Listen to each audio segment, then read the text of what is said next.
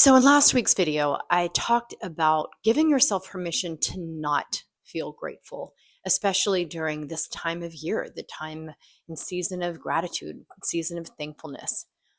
But this week, I want to talk about what happens when you do start to feel maybe a flicker of joy, or what happens when happiness might show up uninvited. And instead of feeling relief, you actually feel guilt. So today we're going to be talking about something that nobody prepares you for, especially in the grief process. And it's for what to do when joy starts to feel like a betrayal of your grief, a betrayal of your person, and why your first moments of happiness, especially after loss, needs just as much tenderness and just as much care as your grief. So, we're going to talk about why these feelings of joy sometimes feel really painful, and why it feels even risky, and why it can actually feel like it threatens your grief that really matters to you. And if you can, stay till the end, because I'm actually going to walk you through a powerful exercise I do with my clients, and I've actually done myself many a times, that can help you discover your own truth of how to really navigate it all and all the emotional process of your grief. So if you're new here, hi, I'm Destiny Rael. I'm a trauma-informed life and grief coach and griever, and I know firsthand after the loss of my brother how feelings of happiness can really bring up guilt, and instead of feeling the very feeling of happiness. And I know in working with others, I'm not alone in that. And I have a feeling if you're watching, hopefully you'll know you're not alone in it too. So here's the truth that we don't often say out loud. For so many of us that are grieving or have been in grief, the grief actually is like this visible connection to the person we lost. It's like that last thread. And when a moment of joy perhaps comes up, it can actually feel like that thread is slipping. And not because we want it to slip, but because the grief, in a weird way, it feels like it's proof that the love is still there. It's still, you can feel it in your chest. It's still sacred. It's still real. But then if something shifts, maybe it's weeks later, maybe months, maybe even years. I mean, that was me. And you're just going about your day, and then there's this moment. Maybe it's a song that comes on that you actually like, or a friend that says something funny, or even a movie that you watch and you laugh out loud, and or whatever moment it is, you just feel a sense of lightness, or maybe you even feel a sense of joy or happiness. And then your brain starts to panic. Wait, what does this mean? Does it mean I'm letting go? Are people going to think I'm over them? Does this mean that my grief is fading? And if the grief fades, does that mean that the connection to them does too? Or how can I be laughing when they're gone? What does it mean if I'm feeling joy right now? What does that mean about my person? And does it even mean that I'm forgetting them? I mean, so many different thoughts and feelings come up, especially in the early days of your grief. And that guilt, it's often the love that's trying to protect the bond. It's trying to protect the very thing that you feel connected to them, because this is the struggle. Because in the face of our loss, it's all encompassing. It's everything, especially in those early days where you can't even see past your pain. And then if there's joy that comes in the mix, it can throw you off. And this is the part of grief that nobody really talks about. We, of course, and I'm a part of that conversation, we want to talk about embracing the sadness, but navigating the return of happiness, now that is its own process, and it needs just as much care and just as much compassion. I remember a few years ago, well, not even a few years ago, but a few years after just like those early days, and I posted a picture on social media, and I think I might have been smiling or something, just, I don't know, a normal moment, nothing really extraordinary, but I guess I was smiling because my feed was flooded with comments. And it was like, so good to see you smiling again, or so happy to see you happy, or I'm glad you're feeling better. And even as I recall it, I'm getting so emotional because I remember feeling overwhelmed and panicked and even angry and frustrated, because it just felt just, I wanted to even just take the post down because what I heard, even with those well-meaning words, and no one did anything wrong, but what I heard was, you're no longer grieving. You've moved on. You're better now. But the truth is, I was grieving and I'm still grieving. I will always be grieving my brother because my brother isn't here. So that smile didn't mean I was over it or that I was even necessarily happy. It didn't mean that I'd moved on or forgotten him. It was just a moment, a flicker maybe of joy. And I remember after that, I was really afraid to post for a long time because it felt like this split. And I realized something, that not only do we feel this pressure to manage and hide our grief sometimes to make others comfortable, but we also can feel a pressure to manage and hide our joy because people will understand what that means, or they might make an assumption, or they might pull you way out of your grief to all of a sudden you're over it and you're moved on, and it's exhausting. But here's the connection that I would like to make in this video, and what I've personally come to understand. Grief is how we stay connected to the person we lost.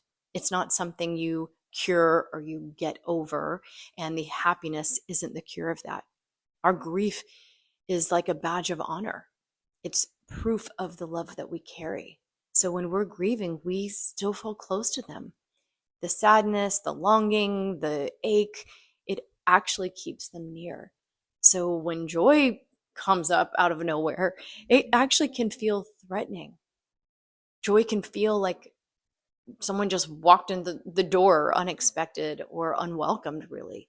And not because it's bad, but because it threatens the very thing that feels sacred, which is your grief.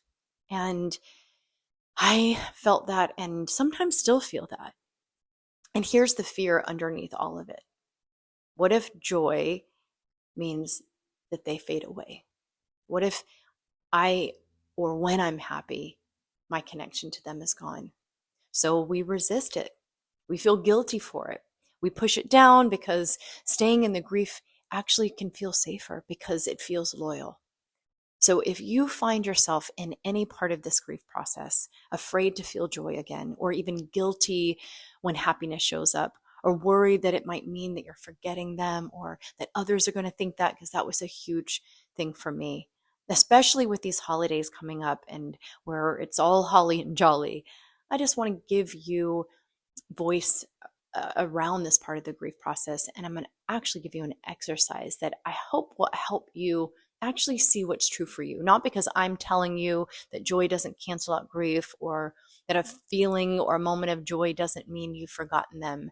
Because honestly, especially if you are in your early days and early part of your grief, you might not even believe me, and that's okay. But I want you to have your own experience that your own life will show you. So I'd love to offer you this exercise. If you want to pause this video and just get a piece of paper, or as always, you get a journal.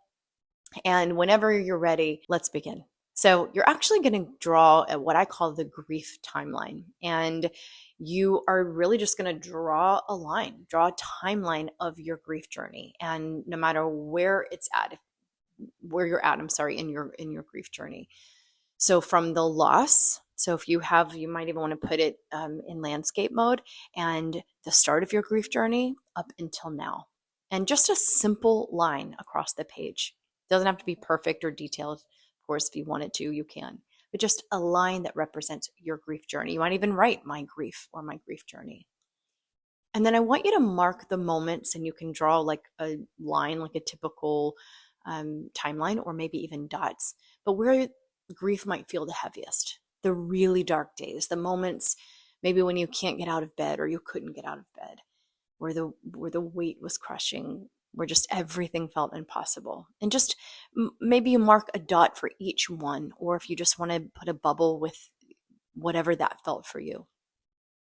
And next, and this is the important part, I want you to mark the moments, even if they're far and few between, that maybe joy showed up.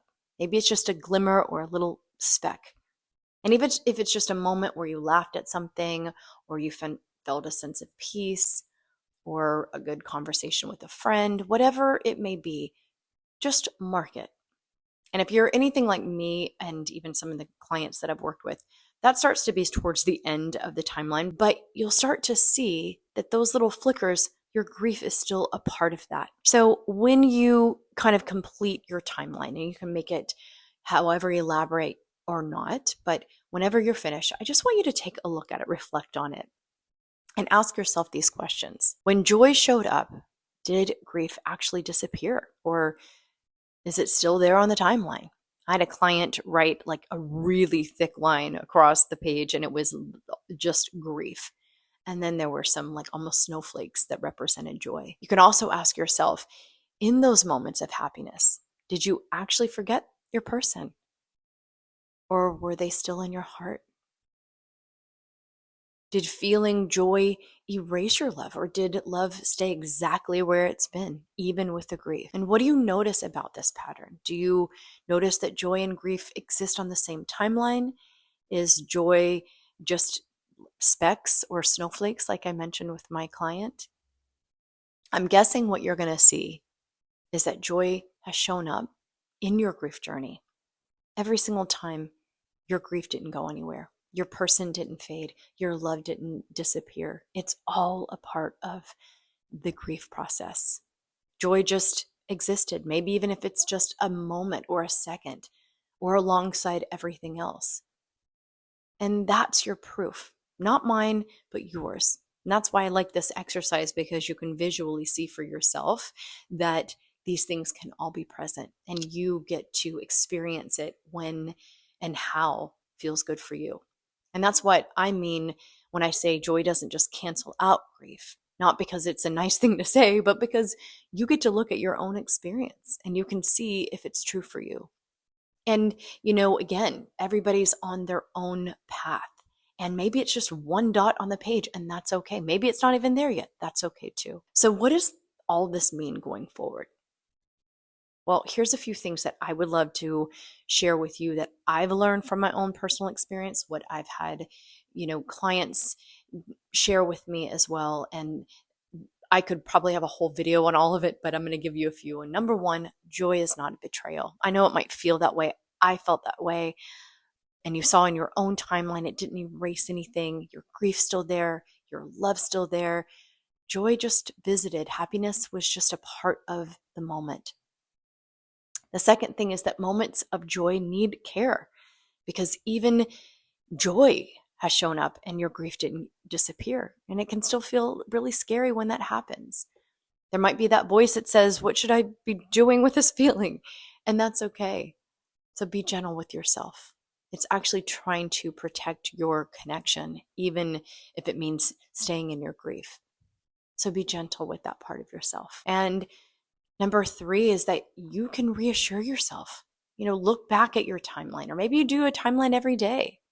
And if the guilt comes, just remind yourself, Joy's visited before, and I'm still here. I'm still grieving. I'm still loving them. I will always love them. And that doesn't change anything. And number four, joy doesn't disconnect you from your person. Your timeline or this exercise hopefully can show you that they have been with you and will be with you every moment. The joyful ones, the heartbreaking ones, the ache, the grief, they're a part of that, or that connection is a part of that. And number five, you don't have to explain your joy to anyone, because you know your truth. You've seen your own experience. And so if people say, oh, it's so good to see you happy again, you can know in your heart that it doesn't mean you're better or that you're over it. It's just you are human, and you're allowed to feel everything in your experience, because you are an emotional, spiritual being designed to feel. And part of the grief process, yes, the grief process is learning how to hold the joy and perhaps grief in the same life. And it's not always at the same time. It's definitely not balanced or the same amount, but it's on your timeline. It's in your heart. And that's the truth. And you might not be ready to welcome joy yet. And I absolutely get that. And that's okay. But when it does show up, and it will, even if it's just for a moment, you'll know that it doesn't mean your grief is going anywhere. It doesn't mean you've betrayed anything. And joy is not here to replace your grief.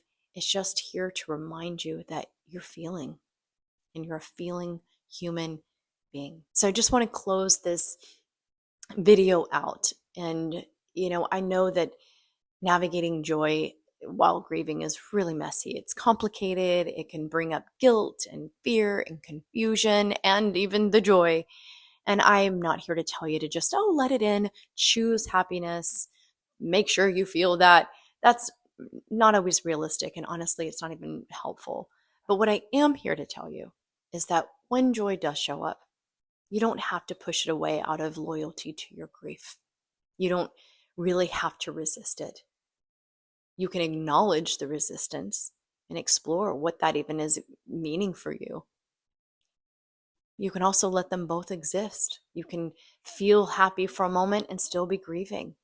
You can smile in a photo and put it on Facebook or Instagram or social media and still carry the weight of your loss. You can laugh with your friend and still miss them desperately. I know I do. All of it is true. All of it is a part of the process. So be gentle with yourself. Whether you're in grief or joy or guilt or somewhere in between or all of it above, just know that you're exactly where your heart is bringing you to. And that's okay. And speaking of letting it in, I'd love to share with you my brother, who was a singer-songwriter. We used to do music together, and he actually wrote an amazing, beautiful song with his dear friend, Chris Pierce, and they wrote a song called Let It In. And it speaks to this very thing that we're talking about today. I'm going to leave the link in the description below, and if you want to listen, it would mean the world to me, first of all, but it's my way of continuing his legacy, and I would love to share it with you. And so I'll leave the link, and like I said, in the show notes, that you can listen and let it in if you're ready. Take care of your heart this week. I will be back next week for more support for you this season. And, one last thing, if this exercise did bring something up for you, I'd love to hear what came up. I'd love to hear about it. Feel free to share in the comments below, or I'll maybe even link a link. You can even email me. I'd love to hear if you want to share your timeline and just where things ended up and if it was helpful. And if not, that's okay too. I'd love to hear whatever your experience was. And of course, if you ever want to go deeper or you feel you need more support, I'm here for you. This is what I do. I'd be happy to support you in any way. So, you can schedule a free call with me. As I mentioned, I am a grief coach and life coach, and I just really help people navigate their way through the whole arc of the grief process and transformation. So I'd love to support you if you feel called, or if you just even have questions. Again, you can schedule a free call with me, and I would love to support you. I'd be honored. In the meantime, I will see you in next week's video, and be gentle on your heart. Thank you.